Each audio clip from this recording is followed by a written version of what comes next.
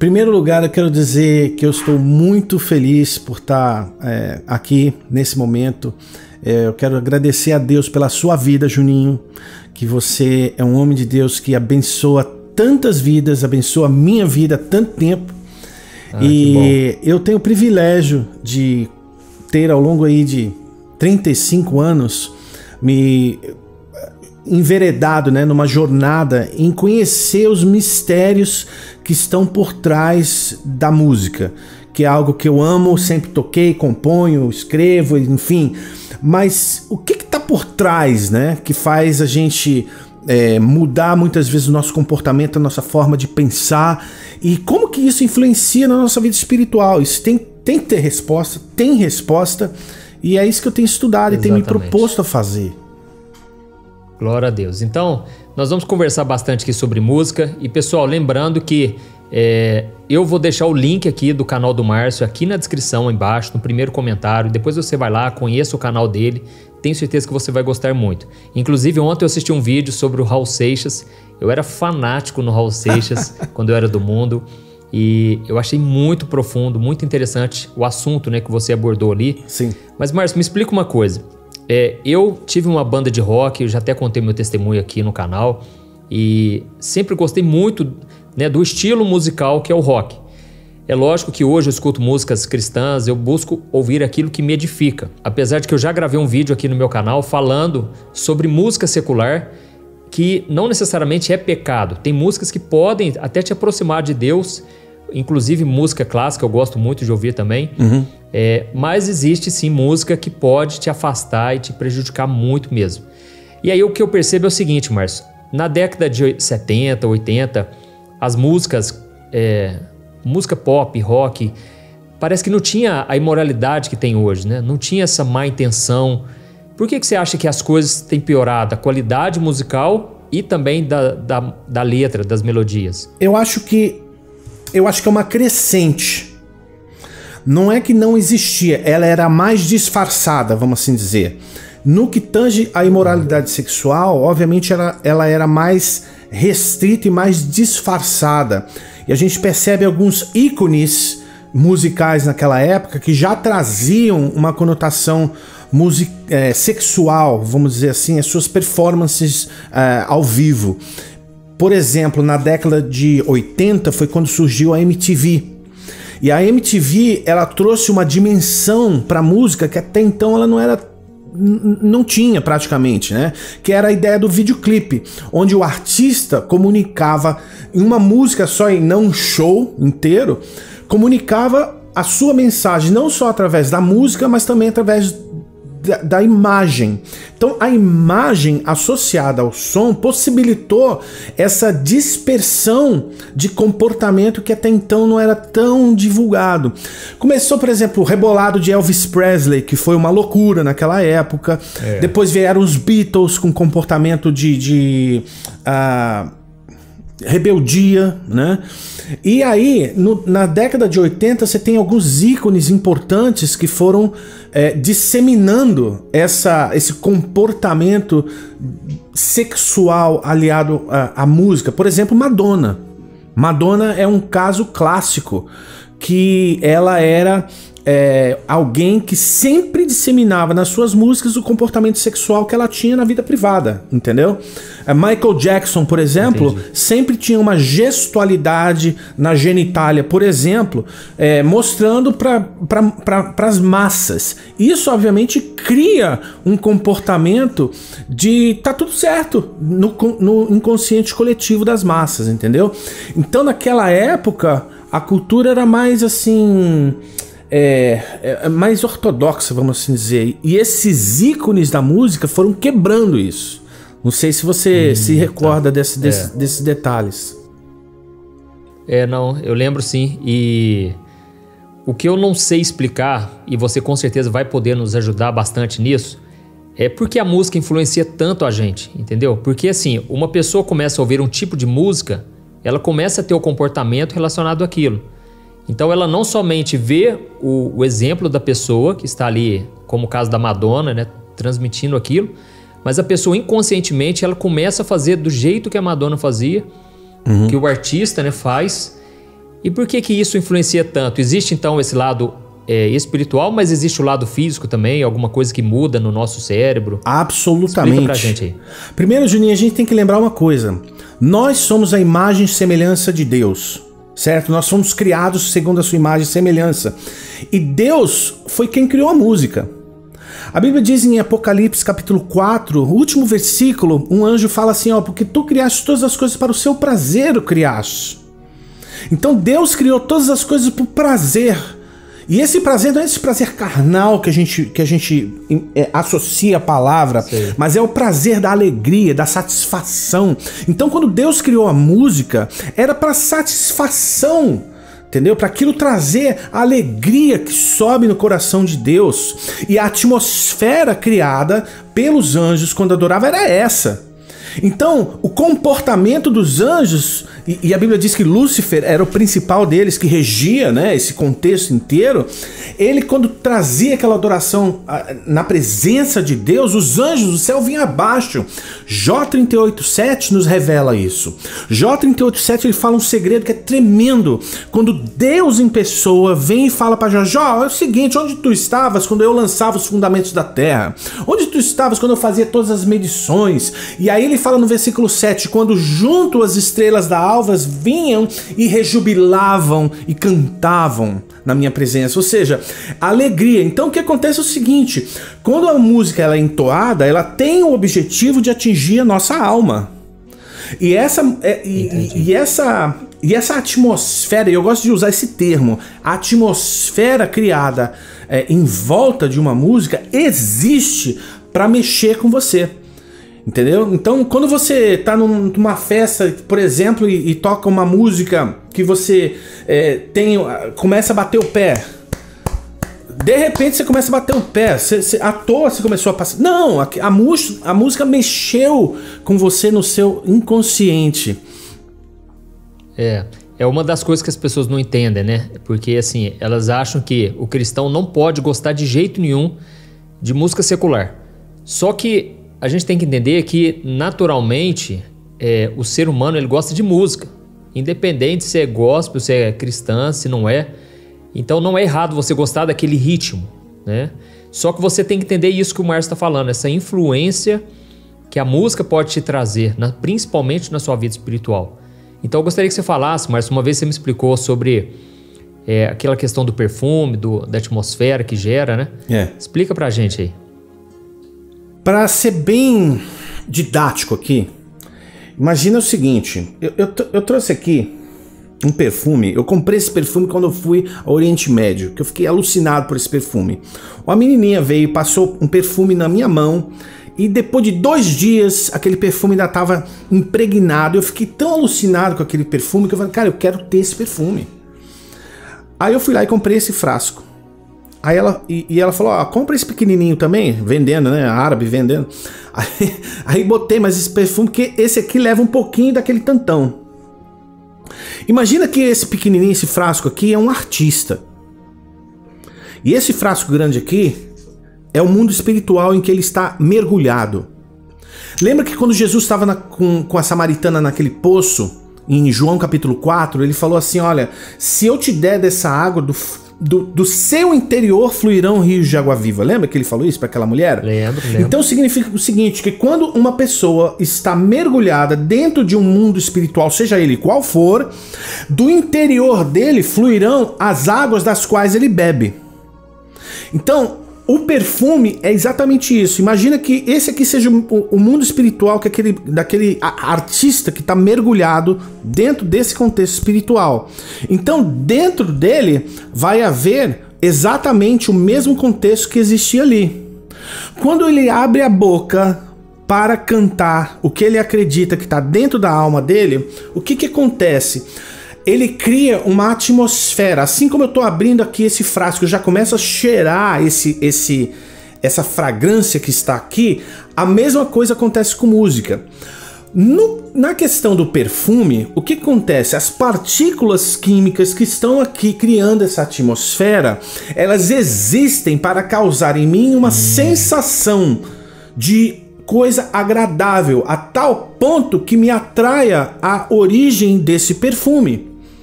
Então, o paralelo com a música é exatamente esse. Quando a pessoa canta e cria essa atmosfera, ela cria uma série de contextos espirituais que atraem a pessoa que está consumindo aquela música dentro dessa atmosfera ao conteúdo que está dentro dela, que foi dado dentro do ambiente espiritual que ela estava mergulhada. Então é por isso que muitas vezes as pessoas que estão ouvindo uma atmosfera espiritual que está falando de bebida, de estar falando de você se embriagar, elas vão se embriagar. Elas vão ter um comportamento de embriaguez, de tomar todas, e é legal se embriagar. Da mesma forma, se está falando de imoralidade sexual, da mesma forma, quantas músicas sertanejas no nosso país, infelizmente, né, um ritmo que começou de uma maneira tão maravilhosa, tão pura, hoje tratam de adultério, tratam sabe, uma vida promíscua, de bebedeira. E o que acontece? A pessoa que vive dentro dessa atmosfera está colocando dentro da cabeça dela, é ok fazer isso. É ok você pensar nisso.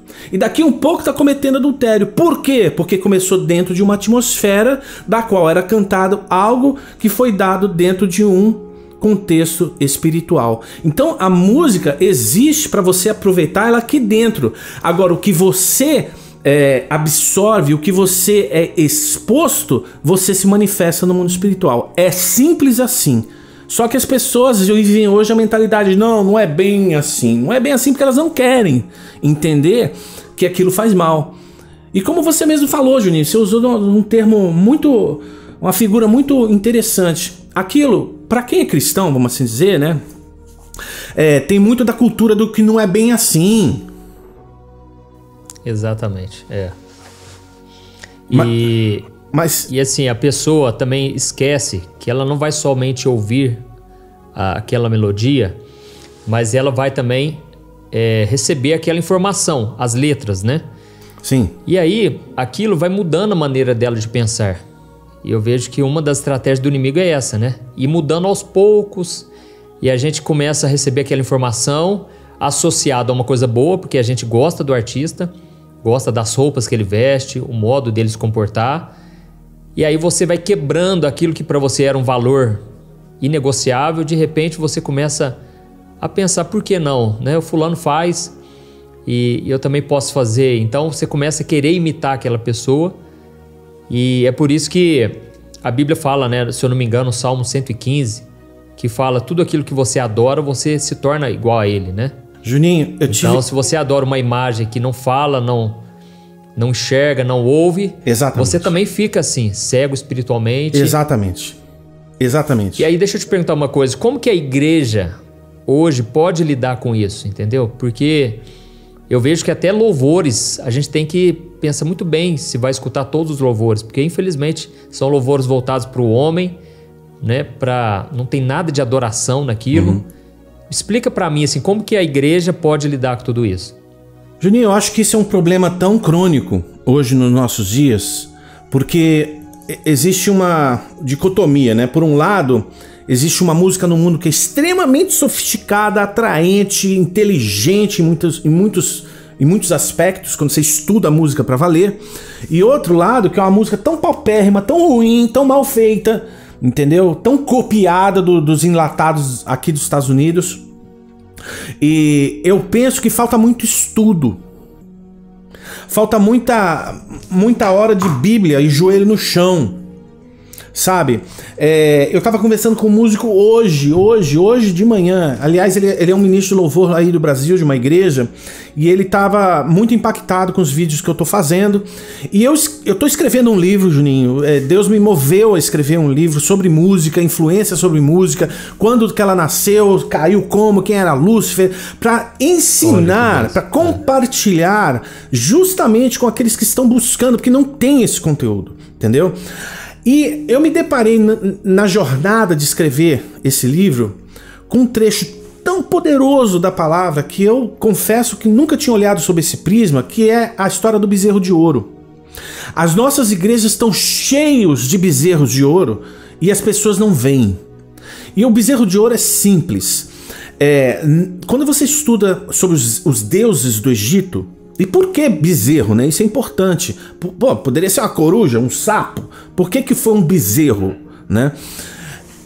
Quando você lê a história, e no contexto onde Moisés está lá há 40 dias lá no Monte Sinai com o Senhor, e ele está dando o tabernáculo, que é a forma que Deus queria que o homem se chegasse até ele, né? E no final daquele período ele fala para Moisés: Moisés, desce porque o povo se corrompeu e eu vou matar todo mundo. E Moisés intercede, mas Deus falou para ele: o povo se corrompeu. Isso é muito poderoso, cara. Muito poderoso. O povo se corrompeu. Aí Moisés desce, né, com as tábuas ali, e encontra quem? Josué no meio do caminho, que tava ali esperando. E Josué fala pra ele: só, Moisés, é o seguinte, tô ouvindo um som de guerra no acampamento. E Moisés fala: não, senhor, você tá ouvindo som de danças e música no acampamento. E aí Moisés desce, e quando vê aquela degradação, ele destrói as tábuas e conclama o povo, né? E quem quer seguir o Senhor, vem até mim. E os levitas, os filhos de Levi, diz a Bíblia, foram os primeiros a irem a estar com Moisés. Mas o detalhe é o seguinte: no Egito existia um deus chamado Apis, tá? Esse deus era um touro. Esse touro, ele era literalmente levado do rebanho do Egito para dentro de um palácio, e ali ele ficava. Quando esse touro morria, existia um período de choro de 60 dias no país, e os sacerdotes iam pelo país inteiro para procurar um novo deus Apis para trazer até o templo, para deixar ali para ser adorado. Esse deus, ele era responsável pela fertilidade dos rebanhos e pela fertilidade da agricultura. Quando eles achavam um novo Apis, esse novo Apis era um bezerro, e ele era trazido como se fosse uma procissão no rio Nilo, tá? E todo o povo do Egito vinha para as ruas e cantavam de alegria. Por quê? Porque a esperança estava voltando para dentro do templo. Então, quando o povo de Israel estava lá no arraial, viu que Moisés estava 40 dias e o velho morreu queimado, quem é que vai guiar a gente agora? Então, Arão, faz aí o Deus. Qual foi o Deus que eles queriam? O Deus que trouxessem para ele a esperança. E aí eles construíram o bezerro de ouro em lembrança do Deus Apis. Agora, pensa comigo. Existem 3 tipos de pessoas que estão dentro da igreja hoje que lidam com música. 3. Tem aquele que vive na revelação da glória de Deus, que é representado na pessoa de Moisés. Tem aquele que vive ali na metade no monte, que não consegue discernir nada. E tem aqueles que estão cantando que não estão nem aí para nada com nada. Quem está na revelação da glória de Deus entende que a música do mundo cantada dentro do arraial corrompe o povo. Esses são os líderes que estão na presença de Deus. Aqueles que estão no meio do caminho são aqueles que vão falar: não é bem assim. Veja bem, eu posso sim. E aqueles que estão lá no bezerro de ouro, bicho, não sabe nem quem pintou a girafa. Entendeu? Aí quando eu vou em Apocalipse, Juninho, quando eu li isso aqui, eu olhei pra minha playlist, eu falei: eu preciso deletar isso, eu preciso deletar isso. Quando eu li esse versículo aqui, em Apocalipse 21, versículo 27, eu tremi nas bases, Juninho. Diz o seguinte, tá falando sobre as portas da Nova Jerusalém e quem vai entrar nessas portas. E aqui diz o seguinte: e não entrará, take 2, né, que eu enrolei a língua aqui. E não entrará nela coisa alguma impura, nem o que pratica abominação ou mentira, mas somente os que estão escritos no livro da vida do Cordeiro. Juninho, para e pensa. Se Moisés, que estava na glória de Deus, teve a revelação do que estava acontecendo no acampamento, era impuro, corrompia o povo, Deus está falando para a gente exatamente a mesma coisa, que as coisas impuras desse mundo não entrarão na Nova Jerusalém. Então você músico, você pastor, que justifica suas mensagens trazendo músicas do mundo para dentro do púlpito, muito cuidado. A resposta da igreja chama-se: vocês têm que estar aonde a chama da glória de Deus está, porque é ali que existe a revelação do que acontece no arraial. Não é no seu playlist, não é no show da sua banda que você mais gosta, não é lendo o podcast do artista que você mais gosta, mas é aqui, ó, na revelação da palavra de Deus, dentro da presença de Deus, onde ele revela o que a igreja precisa. Você tá certo, Márcio. Eu acho que o que aconteceu hoje, né, que a gente não vive mais de revelação, a gente vive de imitação. A gente quer imitar o que Deus está fazendo na vida de alguém, né? Isso não só na música, mas em todas as áreas, né? Então, eu falo isso pelo YouTube aqui, né? Muitas pessoas querem fazer, nossa, eu vou fazer o que o pastor está fazendo, porque vai dar certo. E a pessoa não buscou em Deus uma direção. Então, hoje, assim, são poucos que ouvem a voz de Deus e replicam, né? E transmitem aquela revelação, né? Então, é isso aí, Márcio. Eu acho que a gente tem que, né, abrir os olhos para o que a gente está ouvindo. Aliás, abrir os ouvidos e abrir os olhos também, né? Sem dúvida. Para as mensagens que a gente canta. Porque, cara, infelizmente tá uma bagunça. Nossa, eu não consigo ouvir certos louvores. E na música secular, então, infelizmente, está se deteriorando cada vez mais, né? Eu acho que no louvor é pior ainda, Juninho. Porque é pior ainda. Porque quando a gente vai para a presença de Deus, cara, olha lá em Isaías capítulo 6, que Isaías vê o trono de Deus, né? E os anjos estão cantando santo, santo, santo. Eu acabei de comprar uma música só assim, eu acho que eu te mostrei até. E aí, eles cantam que eles veem. E nada mais interessa para eles. Então quando a gente vai na presença de Deus e começa: Senhor, olha para mim, Senhor, Senhor aqui, Senhor, a minha promessa, Senhor isso, cara, as pessoas não entenderam. Hoje em dia não é nem Senhor mais, hoje é você, né? Pois é, meu chapa, o chapa do trono, você entendeu? As pessoas não têm...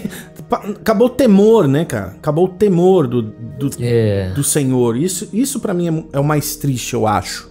E precisa uma igreja entender que entrar na presença do Senhor para apresentar o cântico, entendeu? Não existe esse negócio: eu vou dar louvor. Você vai oferecer o seu louvor. Se ele vai ser aceito ou não é outra história. Mas sabe o que acontece, Márcio? Hoje em dia existe uma pressão primeiro, para se fazer sucesso. Um dia uma mulher chegou para mim e falou: pastor, grava uns vídeos comigo, pastor, me divulga o meu trabalho, porque assim, eu quero viver da obra, né? Aí vem com essa história, viver da obra, que se for assim com a intenção correta, tá bom, isso pode ser algo maravilhoso, você poder viver de algo que você gosta de fazer, só que muitas vezes não é só a intenção de evangelizar, de poder ter mais tempo para a obra de Deus, né? Vivendo daquilo. Muitas vezes a pessoa quer ganhar dinheiro mesmo, entendeu? Aí ela até comentou de uma cantora famosa que ficou sabendo que ganha milhões, né, no canal dela, no YouTube, com as músicas dela. E entendeu? As pessoas já estão com o foco errado. E aí junta que elas querem fazer sucesso, beleza. Aí não consegue fazer sozinho, aí elas precisam de uma gravadora, né, alguém para patrocinar aquilo. E aí vem a pressão. Lança um louvor que funcionou, deu certo, muita gente cantou, e aí logo já tem que lançar um próximo. E aí fica nessa pressão e aí já não tem a revelação mais. Talvez o começo foi simples, foi na presença de Deus. E aí depois ficou muito profissional. Então eu vejo isso, sabe? Hoje ficou muito profissional na música e falta essa unção, né? A presença de Deus, né? Se você não se importar, eu vou te falar uma coisa que aconteceu na minha vida. Eu testemunhei no vídeo 11, na série do Satanismo na Música no meu canal, sobre a minha experiência sobre isso com lance de grana, tá? Eu gravei um CD e sim, quando eu fui, eu tinha o coração puro para fazer pro Senhor, entendeu? Eu não vou ficar falando de terceiro, vou tirar a trave do meu olho, né? Antes de falar do cisco do irmão. Então eu tinha esse interesse de viver da obra, cara. E Deus falou, estuda sobre fama. Estuda sobre fama. E quando eu tava gravando meu primeiro, quando ele falou isso pra mim, eu falei, ih, lascou, lá vem, né? E aí, cara, eu estudei de fama de todo mundo na Bíblia. Tem fama de Josué, fama de Davi, fama de Jesus, fama de todo mundo. Até que ele falou, mas você não estudou do principal. Eu falei, quem, Senhor? Ele foi o primeiro homem que recebeu um dom espiritual do Senhor, foi um artista. O nome dele é Bezalel e está no livro do Êxodo, do qual também estou fazendo uma série de estudos. Esse homem construiu a Arca da Aliança. Esse homem construiu todos os objetos do tabernáculo e ele ensinava, né? E ele aparece, Juninho, 3 vezes na Bíblia. Aí eu cheguei pro Senhor, falei, Senhor, senta aqui, vamos conversar. Como é que é essa história de fama com um cara que aparece 3 vezes na Bíblia? Me explica. Porque não tô captando sua mensagem. Não tem um livro só dele, né? Pois é, porque o conceito de fama no mundo é outro. O conceito de fama para Deus é outro, né? E aí o Senhor virou e falou assim, Márcio, você ainda não entendeu o que eu quero te falar. E aí ele foi falando, estude sobre o nome dele. O nome dele significa aquele que vive à sombra de Deus, Bezalel. E eu falei, Senhor, tudo bem, lindo, mas eu ainda não estou entendendo. E ele falou, Márcio, o que você precisa entender é o seguinte, o que Bezalel fez, ele trouxe a arte que eu inspirei, e é a arte dele, ou seja, o produto daquilo que eu dei para ele é que traz a minha glória na terra, não é o artista. Então, o artista tinha que ser alguém quase que desconhecido. É a arte inspirada pelo Espírito de Deus, cujo objetivo é fazer um santuário para a habitação do Deus Altíssimo, é que traz a glória de Deus. As pessoas confundem o sucesso. E a propósito, o primeiro grande músico que tinha um sucesso tremendo foi expulso do céu. O primeiro a tomar um pontapé do céu era um grande músico famoso. Então fama é um negócio extremamente perigoso quando não se entende. E outra, Deus expulsou 2 pessoas de sua presença, cara. Lúcifer e os vendilhões do templo, aqueles que faziam comércio. Então fama com comércio não é uma boa combinação. Não é. Quer trabalhar na obra, minha filha? Vai trabalhar na Andrade Gutierrez. Vai trabalhar num local onde você pode trazer o sustento para sua família. Depois você tem um sustento para a família. Aí você vai apresentar o seu ministério. Primeiro cuida da sua casa, cuida das suas coisas, para depois você fazer um ministério. Eu só comecei um canal de YouTube quando eu tinha comida na mesa. Entendeu? E eu comecei com o intuito, poxa, deixa eu compartilhar o que eu aprendi. Talvez abençoe alguém. É aquilo que nós falamos, não é pecado a pessoa querer ganhar o sustento, né, fazendo a obra, desde que a sua intenção já esteja correta, né? A pessoa quer alinhada, né? Transmitir para mais gente, alcançar mais pessoas com aquela mesma revelação que ela já recebeu, aquela mesma transformação, né? Amém. Então, Márcio, eu acho que esse vídeo foi muito válido, né? Amém. Não somente para músico, porque a gente tem essa ideia também, né? Porque as pessoas acham que só precisa estudar sobre adoração quem canta na igreja e a pessoa comum não, né? Só que todo cristão é um adorador. Aliás, ouso dizer, né? Todo ser humano é um adorador. Porque ele vai adorar alguma coisa. Se não vai adorar a Deus, vai adorar um semelhante, um ser humano, ou dinheiro, ou qualquer outra coisa. Então, nós precisamos entender mais sobre adoração. Irmãos, espero que vocês tenham gostado. Né, nós falamos bem aqui sobre poucos assuntos, pretendemos gravar outros vídeos. Você pode até deixar aqui nos comentários algum outro assunto que você quer que a gente fale. O Márcio, ele gravou alguns vídeos no canal dele que eu achei fantásticos. Inclusive gravou um sobre Star Wars, né? O Darth Vader, né? Cara, ele entende muito sobre mundo espiritual de uma maneira bíblica. Então eu acredito que você vai gostar bastante. Eu vou deixar o link aqui, vai lá agora no canal dele, se inscreva lá. E Márcio, só tenho que te agradecer, cara. Obrigado por tudo e E tamo junto nessa caminhada. Obrigado você, meu. E vamos fazer a obra juntos aí, meu irmão.